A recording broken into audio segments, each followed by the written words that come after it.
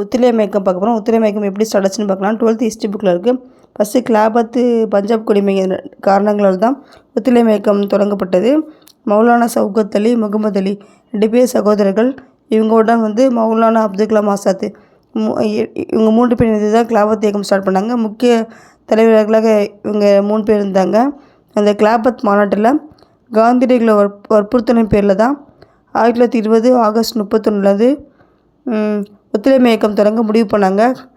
ஒத்துழையாமை இயக்கம்னா என்னென்னா, அரசை எதிர்க்கணும். அரசு கல்வி நிறுவனங்கள், அரசு நீதிமன்றங்களை புறக்கணிக்கணும் அப்படின்னு சொல்லிட்டு அலகாபாத் கூடிய கட்சி கூட்டத்தில் முடிவு பண்ணாங்க. அதுக்கப்புறம் 1920 செப்டம்பர் மாதத்தில் கல்கத்தாவில் கூடிய காங்கிரஸ் சிறப்பு கூட்டத்தில் ஒத்துழையாமை இயக்கத்தை கடைபிடிப்பது சொல்லிட்டு காந்தியடிகள் யோசனை ஏற்றுக்கொள்ளும் தீர்மானம் கல்கத்தா மாநாட்டில் நிறைவேற்றப்பட்டது. அதுக்கப்புறம் இந்த கிலாபத் பஞ்சாப் குடிமை, இந்த பஞ்சாப் குடிமைனா ஜாலியன் வாலாபாக் கொடுமைகள், இதெல்லாம் சரி செய்யணும். சரி செய்யப்பட்டு இந்தியாவுக்கு தன்னாட்சி அரசு நிறுவப்படும் வரை ஒத்துழையாமை இயக்கம் கடைபிடிக்கணும்னு சொல்லிட்டு உறுதியேற்றாங்க. அதுக்கப்புறம் பள்ளிகள், நீதிமன்றங்கள், அரசு அலுவலகங்கள், சட்டப்பேரவைகள் இதெல்லாம் பார்த்திங்கன்னா அந்நிய பொருட்களை புறக்கணிக்கணும். அரசு வழங்கிய பட்டங்களையும் அரசு வழங்கிய விருதுகளையும் திரும்ப ஒப்படைக்கணும்னு சொல்லிட்டு ஒத்துழையாமை இயக்கத்தில் முடிவு பண்ணி இதெல்லாம் சேர்த்தாங்க.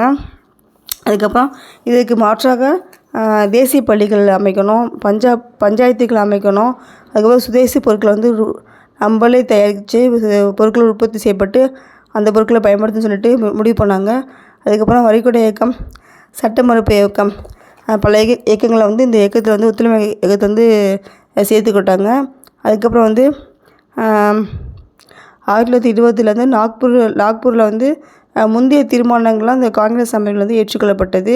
அதுக்கப்புறம் மொழி சார்ந்த மாகாண காங்கிரஸ் கமிட்டிகளை அமைப்பதற்காக முக்கிய தீர்மானம் இந்த நாக்பூர் மாநாட்டில் நிறைவேற்றப்பட்டது.